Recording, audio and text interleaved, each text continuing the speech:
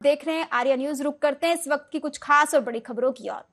उत्तर प्रदेश के गोरखपुर में एक रैली को संबोधित करते हुए उत्तर प्रदेश के मुख्यमंत्री योगी आदित्यनाथ ने बयान दिया और कहा कि कांग्रेस का चरित्र रामद्रोही है। कांग्रेस ने स्वर्गीय वीर बहादुर सिंह को मुख्यमंत्री पद से इसलिए हटाया था क्योंकि वीर बहादुर सिंह राम भक्त थे। उन्होंने अयोध्या में राम मंदिर का ताला खुलवाने में अपना योगदान दिया था, इसलिए उन्हें कांग्रेस ने मुख्यमंत्री पद से हटा दिया था। आज भी कांग्रेस कह रही है कि राम मंदिर का निर्माण नहीं होना चाहिए था। दुनिया में गलत संदेश गया है। ये चुनाव राम भक्तों और रामद्रोहियों के बीच का है। कांग्रेस ने स्वर्गीय वीर बहादुर सिंह को मुख्यमंत्री पद से इसलिए हटाया था क्योंकि स्वर्गीय वीर बहादुर सिंह राम भक्त थे और उन्होंने अयोध्या में राम मंदिर का ताला खुलवाने में अपना योगदान दिया था, इसलिए उन्हें मुख्यमंत्री पद से हटा दिया था कांग्रेस ने। और फिर कांग्रेस ने युक्ति की कि हिंदू वहां पूजा न कर सके। बहन और भाइयों, आज भी कांग्रेस और समाजवादी पार्टी वही स्वर बोल रही है। कांग्रेस कहती है राम मंदिर का निर्माण नहीं होना चाहिए था, दुनिया में संदेश गलत गया है। समाजवादी पार्टी कहती है राम मंदिर बेकार बना है। मैंने कहा भी देखो, राम मंदिर में उमड़ने वाली भीड़, श्रद्धालुओं की भीड़ बताती है कि राम मंदिर तो ठीक बना है, लेकिन तुम लोगों की बुद्धि भ्रष्ट हो गई है। तुम्हारी बुद्धि में भूसा भर गया है, इसलिए तुम्हें राम मंदिर बेकार लगता है।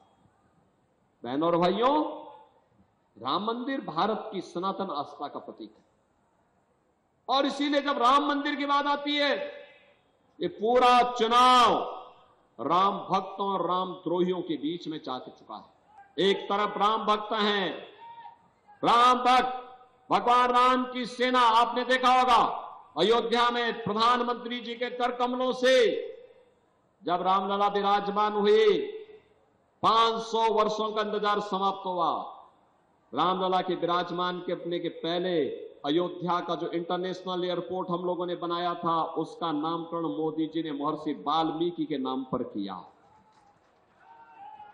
याद करिए, अयोध्या में यात्रियों के लिए जो विश्रामालय बनाए गए हैं, रेन बसेरा बनाए गए हैं, यात्री विश्रामालय बनाए गए हैं, इसका नाम किसके नाम से है? निषाद राज के नाम पर। निषाद राज के नाम पर भगवान राम और निषाद राज की मैत्री का संबंध अयोध्या से है। और साथ साथ हम लोगों ने प्रयागराज के पास भी निषाद राज का किला जिस स्थान पर है, भगवान राम और निषाद राज की 56 फुट ऊंची प्रतिमा को हम लोगों ने वहां पर स्थापित किया है और दोनों के मैत्री के संबंधों को जोड़ा।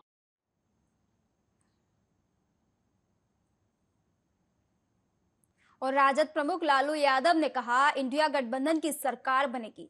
नरेंद्र मोदी का सफाया हो गया है। आगे कहा कि मोदी अब गए। मोदी बोल रहे हैं कि वे अवतार हैं। अवतार 4 जून को हमारी सरकार बनेगी। इंडिया गवर्नमेंट बनेगी। नरेंद्र मोदी का सफाया हो गया, इसलिए ये बोल रहा है कि हम ऊपर से अवतार हैं। संविधान बचाओ, देश बचाओ। बिहार के एग्जिट पोल क्या है लालू जी? आए तो यहाँ 100% है। यहाँ मोदी गए, अब मोदी गए। हाँ, प्लान बता सकते हैं? सारा प्लान बना। मोदी बोल रहे हैं कि हम अवतार हैं, अवतार।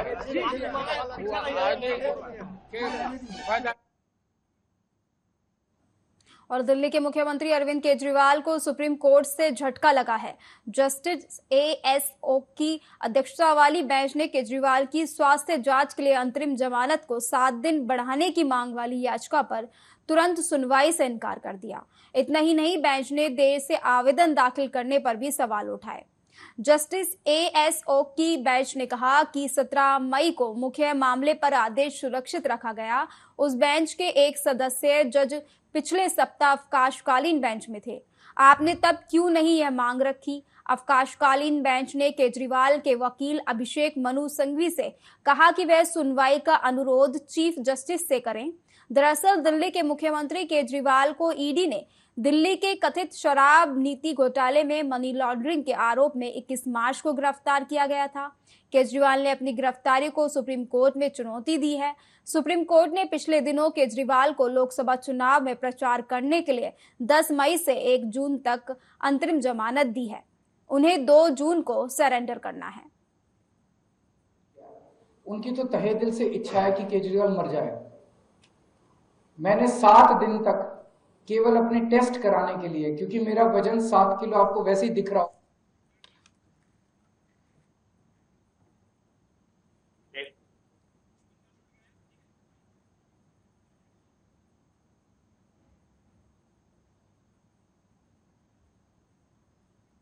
और इस खबर पर ज्यादा जानकारी के लिए मेरे सहयोगी पुष्पेंद्र चौधरी मेरे साथ जुड़ गए हैं। पुष्पेंद्र, जिस तरीके से आज एससी ने अरविंद केजरीवाल को बड़ा झटका दिया है और उनकी जो जमानत बढ़ाने की याचिका थी उस पर सुनवाई टाल दिया, क्या कुछ कहना है आपका?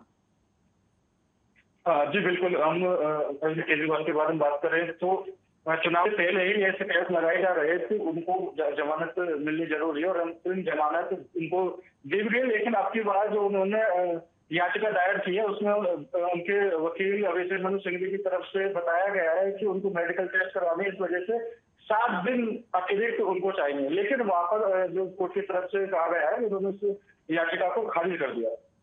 देखिए पुष्पेंद्र, जिस तरीके से ये याचिका खारिज की गई है और जबकि केजरीवाल ने कहा था कि उनको अपने मेडिकल चेकअप कराने, फिर भी ये याचिका खारिज की गई, इसके पीछे की क्या कुछ वजह हो सकती है? देखिए 1 जून को ही मल्लिकार्जुन खड़गे ने सभी विपक्षी दलों की बैठक बुलाई है और उसमें जो सारी चीजों पर विचार किया जाएगा, एक रणनीति बनी जाएगी। तो कहीं ना कहीं इसको भी कह सकते हैं कि अरविंद केजरीवाल अगर जेल दोबारा चले जाते हैं तो जो पक्ष की मजबूती होगी वो कहीं ना कहीं कमजोर होती नजर आएगी। इसी वजह से केजरीवाल चाहते हैं कि उनको 7 दिनों की अलग से और जो सहूलियत है वो मिल जाए, तो उसमें जो मजबूती देखने को मिलेगी उस वक्त उनकी तरफ से जो याचिका है वो दायर की जाएगी। केजरीवाल ने दावा किया है कि उनकी तबीयत ठीक नहीं है और उन्हें मेडिकल जांच जो है वो कराना जरूरी है। ऐसे में जिस तरीके से उनकी जमानत याचिका को खारिज किया गया, अगर इन फ्यूचर उनकी तबीयत बिगड़ती है तो फिर इसका जिम्मेदार कौन होगा? किस तरीके से इस सबको लिया जाएगा? हाँ देखिए, उन्होंने अपनी दलील में यही कहा है कि उनको मेडिकल टेस्ट करानी है, इसी वजह से उनको 7 दिन की और सहूलियत दी जाए ताकि वो सभी जो सिटी स्कैन वगैरह हैं, जो हेल्थ से रिलेटेड चेकअप होने हैं वो सारे करा लें, जिस वजह से वो दोबारा जेल जाए तो वो किसी तरह की परेशानी वहां पर ना हो। लेकिन जो अगर हम राजनीतिक तरीके से इस बात को देखें तो कहीं ना कहीं इस बात से कयास लगाए जा रहे हैं कि वो एक रणनीति को लेकर जो दलील पेश की है वो इसमें सामने आती है, क्योंकि मल्लिकार्जुन खड़गे ने 1 तारीख को बैठक बुलाई है तो केजरीवाल भी उसमें शामिल होंगे और 2 तारीख को वो अपने आप को सरेंडर करेंगे। लेकिन मजबूती तभी दिखेगी जब केजरीवाल बाहर रहते हैं। आपको बता दें कि 2021 में जो ये शराब घोटाला हुआ था उसमें केजरीवाल के अलावा सत्येंद्र जैन और मनीष सिसोदिया जेल जा चुके हैं, संजय सिंह भी जेल गए थे, वो अभी जमानत पर बाहर हैं जेल। देखिए पुष्पेंद्र, एक तरफ चुनावी माहौल है, चुनाव चल रहे हैं, और दूसरी तरफ केजरीवाल की सुनवाई टाल दी गई। ऐसे में प्रश्न उठता है कि वो किस तरीके से जनता से बातचीत करेंगे, चुनावी सभाएं करेंगे, किस तरह से जनता को साधने का काम करेंगे? देखिए अंतरिम जमानत के बाद जब केजरीवाल जेल से बाहर आए तभी अंदाजा लगाया जा रहा था कि अब की बार जो जनता है वो केजरीवाल की तरफ ज्यादा सहानुभूति दिखाएगी, क्योंकि एक तो जेल से बाहर आए थे, ऊपर से उन पर तमाम तरह के आरोप लग रहे थे, तो इस कारण जो दिल्ली की जनता है उसको लुभाने में उनको काफी परेशानी देखने को मिली थी। हालांकि पंजाब में जिस तरीके से उनका रोड शो चल रहे हैं, चुनावी रैलियां चल रहे हैं और जो कार्यकर्ता और वहां की जनता की भीड़ देखने को मिल रही है, तो कहीं ना कहीं अंदाजा लगाया जा सकता है कि केजरीवाल के सपोर्ट में वहां की जनता जरूर खड़ी है। दिल्ली की बात करें तो दिल्ली में जो आधा चुनाव निकलने के बाद केजरीवाल की रिहाई हुई, अंतरिम जमानत पर बाहर आए, तो यहाँ पर जरूर कहीं ना कहीं फर्क दिखाई पड़ सकता है। देखिए पुष्पेंद्र, जिस तरीके से उनकी जो जमानत बढ़ाने की याचिका है और उस पर सुनवाई नहीं हुई है, क्या लगता है आपको किसका खामियाजा कहीं ना कहीं अरविंद केजरीवाल को आगामी चुनाव के रिजल्ट्स में देखने को मिलेगा?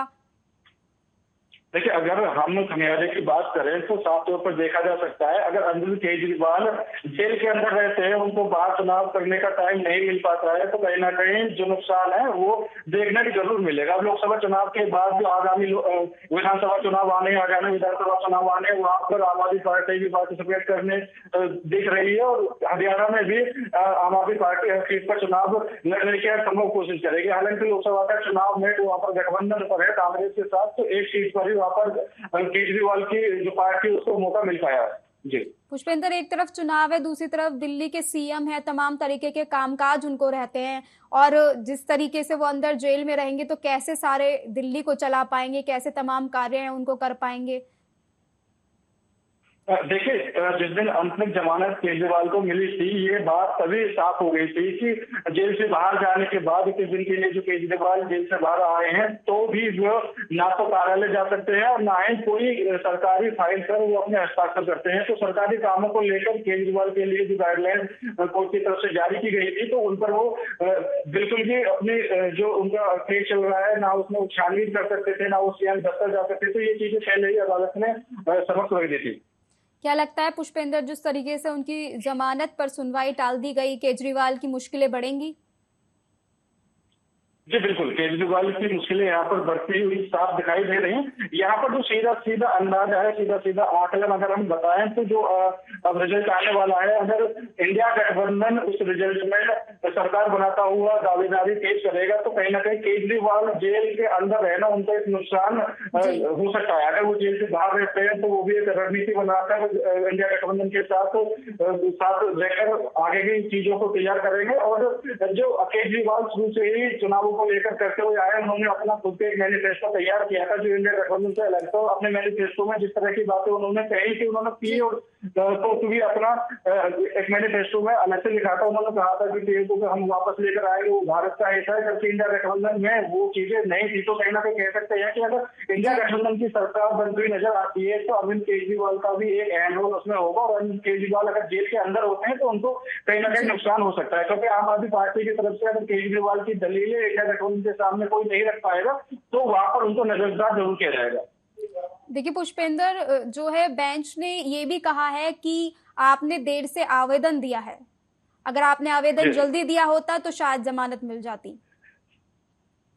जी बिल्कुल, क्योंकि पहले से ही एक दो आवेदन चल रहे थे जिसको लेकर जो जज है उन्होंने मना कर दिया, और उन्होंने ये भी कहा कि जो हमारे ऊपर की बेंच है आप वहां पर जाकर इस प्रस्ताव को रख सकते हैं, तो वो इस बारे में सुनवाई करेंगे और हो सकता है आपको सहूलियत मिल जाए। लेकिन सबसे मुख्य बात यह है, अगर हम शराब घोटाले की बात करें, शराब घोटाले में शुरू से ही जांच चल रहे हैं, तो इस मामले को लेकर शुरू से कई याचिकाएं अदालत में पेश की गई और अंतरिम जमानत की जो थी वो अरविंद केजरीवाल को मिली है। लेकिन अब लगता नहीं है कि उनको किसी तरह की सहूलियत या हिदायत कोर्ट की तरफ से मिल सकती है, क्योंकि पहले से ही जो जांच चल रही है उसमें अरविंद केजरीवाल के अलावा कई लोग आरोपी पाए गए हैं। इनके तमाम तरह के जो सबूत है वो डेली पेश करने से लगे हुए हैं, और जिस हिसाब से शराब घोटाला हुआ है उसमें जो चीजें सामने आए उससे ईडी ने पूरे सबूत इकट्ठा करके सीबीआई जांच की, और उसमें जो देखने को मिला एक ठीक है पुष्पेंद्र, तमाम जानकारी साझा करने के लिए बहुत बहुत धन्यवाद।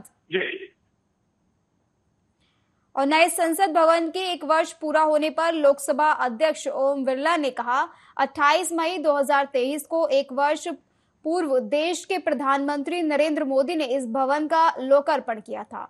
बहुत कम समय 2 साल 7 महीनों में ये भवन बना। कई सालों से नए भवन की मांग हो रही थी। लोकसभा और राज्यसभा दोनों सदनों ने सरकार से आग्रह किया।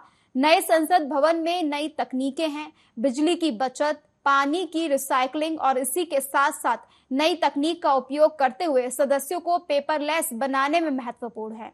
पूर्व के कई अध्यक्षों ने भी नए संसद भवन के लिए समय समय पर मांग की थी। नए संसद भवन में महत्वपूर्ण विधेयक भी पास हुए हैं। नारी शक्ति वंदन अधिनियम नए संसद भवन में ही पारित हुआ। आजादी के बाद नए संसद भवन में हमने अपने कानून बनाए। 2047 में भारत कैसा होगा उस पर चर्चा हुई।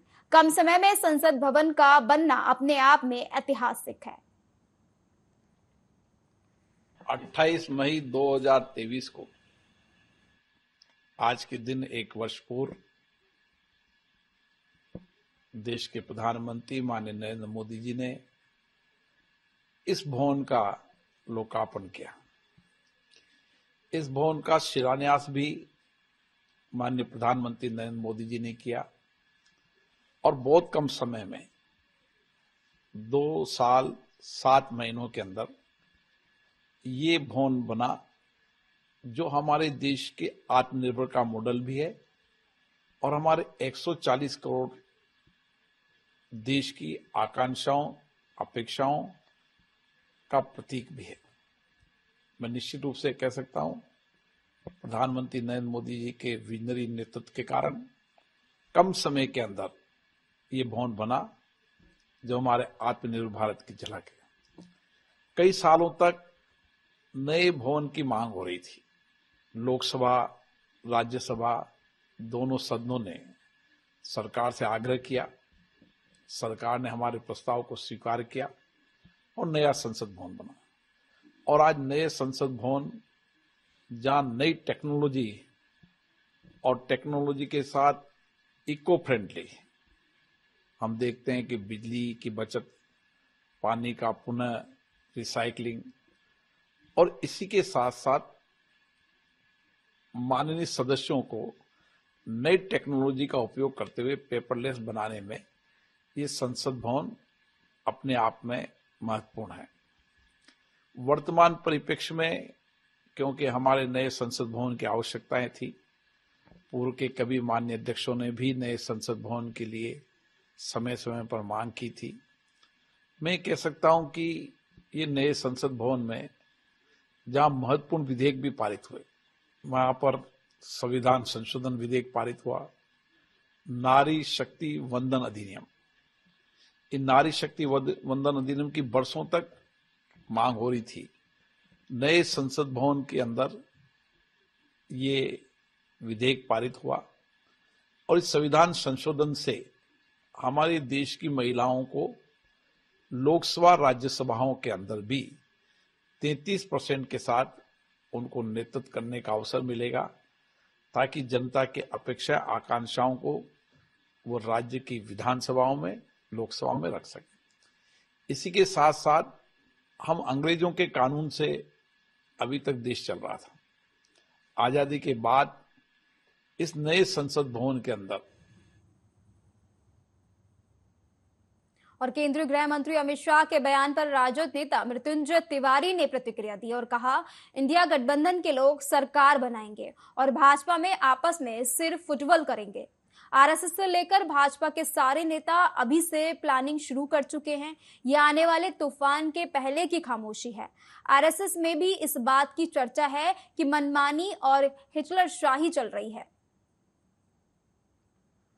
के बाद किस तरह से बीजेपी में सिर्फ फुटबॉल होगा, तूफान मचेगा, ये आने वाले तूफान के पहले की खामोशी है।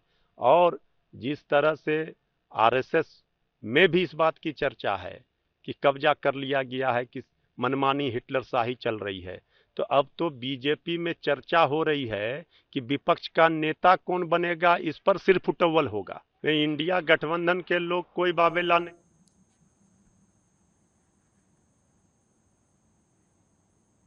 और हावड़ा डीआरएम संजीव कुमार ने बयान दिया और बताया कि एक कोच पटरी से उतर गई थी, जिसे पुनर्स्थापित करने के प्रयास किए जा रहे हैं। ज्यादा से ज्यादा 1 घंटे में ये ट्रैक पुनर्स्थापित हो जाएगा। यह खाली ट्रैक था, इसलिए उसमें कोई यात्री नहीं था और इस घटना में किसी को कोई चोट नहीं आई है।